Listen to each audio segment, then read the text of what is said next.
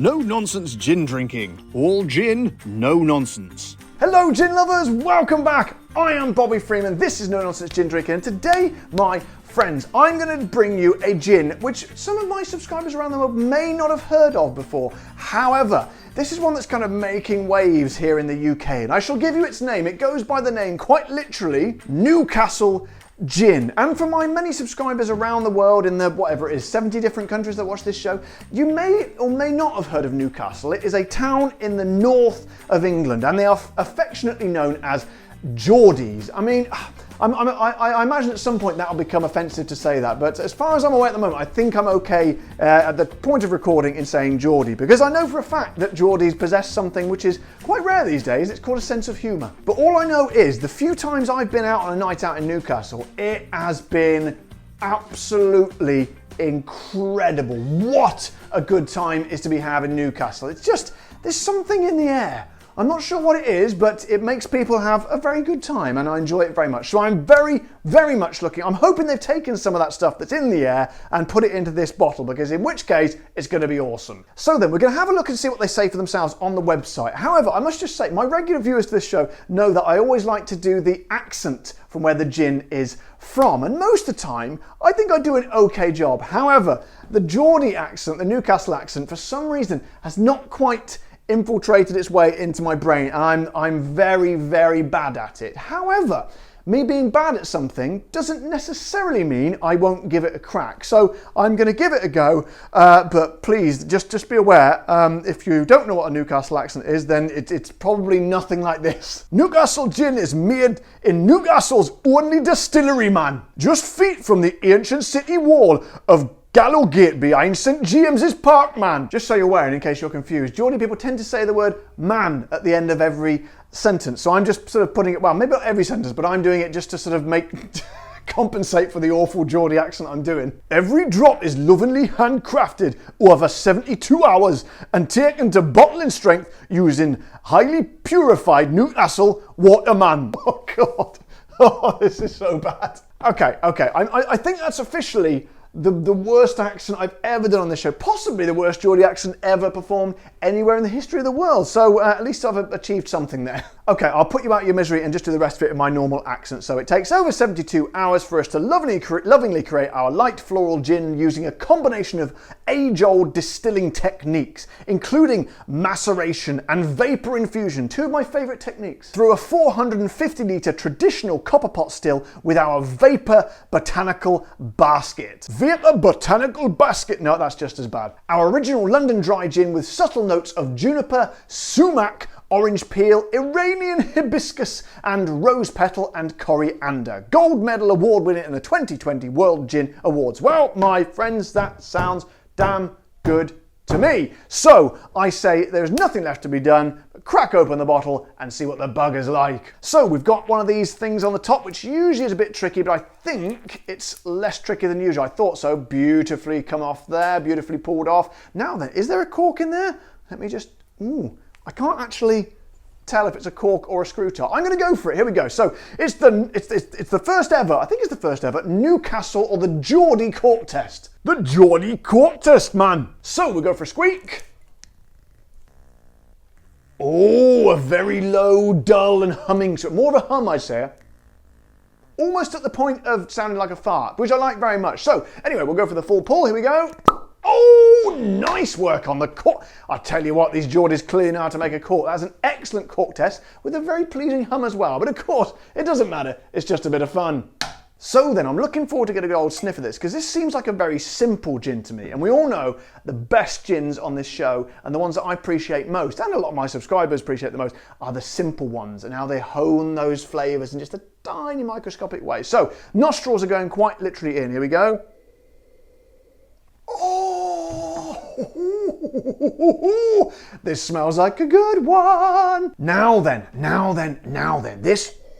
This smells super heavy in the juniper, like lolloping and kind of overflowing with juniper. It's just, and that I really, really like. It reminds me a little bit of the Brooklyn gin up there, which was massively bags of juniper in there. And let's face it, if it's a gin, if it's going to be called a gin, if it is a gin, that makes no sense. If it is a gin, it has to be juniper. So why not go bold, I say? I don't know why more gins do that.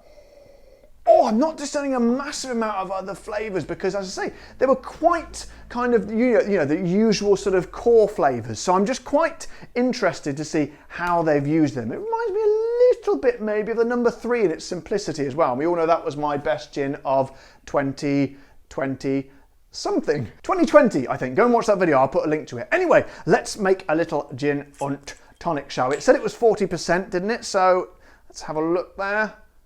I reckon maybe about that much there. So here we go, my friends. First of all, as always at this point, thank you to all my patrons, my wonderful patrons and my YouTube members who are literally paying for the gin on this show. This is Newcastle Gin. I see it to yous. Cheers. That wasn't too bad. Here we go. All right, cheers. Yeah, so. Oh! Now that is interesting. The phone cover never fell down at the point of trying the gin before, which clearly bodes very well. And I can tell you now, that is a bloody thing of beauty. Very much like in the aromas, it's a very simple gin. I know they have a whole range of gins. So this is obviously their core gin. And it just kind of uses the very few ingredients that it has in a very expert way. It's all, I just keep saying, it's all about balancing flavours when you make gin. And it's very tricky when you make a gin that hasn't got a lot of botanicals in there. You have to really fine tune and hone them. It's like a sort of a microscopic level, and they've got it pretty damn perfect, I would say. Again, much like in the aroma, very heavy in the juniper. You can smell it even more when you've mixed that tonic with the when you made the gin and tonic. As you're putting it up to your nose, it just wafts beautifully, and then it kind of when it gets into your mouth, it kind of just sits heavy in the bottom of the mouth, all the juniper, and kind of flows in a sort of voluptuous way. At about half a second later, it's lifted with a very nice amount of kind of orangey citrus as well, and they kind of meld together an orangey sort of junipery kind of one of those things. You know, one of those? Yeah, one of those. I don't know either, but that's the best way I can describe it. And I think it works. I think you probably might. I think I know my subscribers and my viewers now. They like a visual. You like a visual one of those. I'm going to abandon that for a bit. I'm not sure where I'm going with it. There's not too much to wax lyrical about because I say it is a very simple core gin, but it puts me in mind of, as I say, the number 3, things like Brokers over here, and certainly if you look at mainstream gins, I'd say it like, you know, Tanquerays and the and Beefeaters and that, and I would say it's 100% holding its own over and above them, and given the choice, I'd go for that every time. Now, I'm not really getting much of the rose petal, but to be honest, I'm not a big rose fan, so perhaps they've cunningly woven it in there in a way that it just does something, but just a tiny touch of it. But to me, it's working very well. And of course, the Iranian hibiscus. To be honest, I've no idea what Iranian hibiscus is. Again, I think it might be one of those flavours that's just kind of doing just a very subtle, tiny thing. But that's a beautifully balanced gin, and with a slight kind of sort of pepperiness as well. There wasn't any pepper. Was it say anything about pepper? It didn't, but there's a slight spiciness, a little warming hint to it as well, that makes it. I've run out of words, but all I can say, it's good. It's very good. However, is it good when it's neat? So let's put it in my rather stylish, no-nonsense gin drinking mug, which you could be the proud owner of as well if you clicked on the options below. And you too could be drinking gin from a mug. Surely that's the dream, isn't it? So here we go.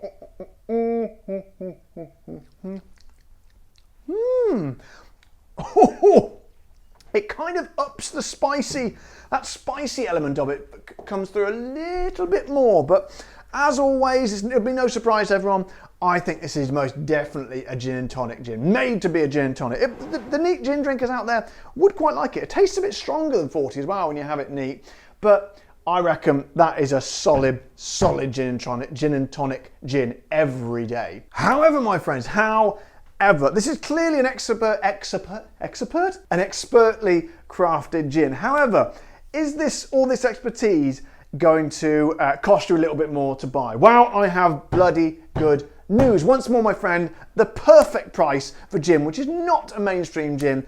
Bang on the nose, 35 of our English pounds. 35 pounds and 45 pence to be correct. But what's 45 pence between friends? And that's, to give you an idea, it's about $43, I think, and about 40 euros-ish. And for a solid, simple but beautiful gin like that, I'm happy to pay that every goddamn day of the week. So, my friends, so, as I said before, it's not always the mainstream gins on this show. I like to bring you the ones that are coming through, the new blood that's sort of coming through and sort of perhaps pushing their way into the sort of jostling their way into the mainstream. Because when you see them on your shelves, which they will get to you eventually, these ones, I want you to say, old Freeman told us about that one and he liked it or he didn't like it. Well, in this case, I'm saying to you, this is going to be one to watch. A beautiful in its simplicity, I would say.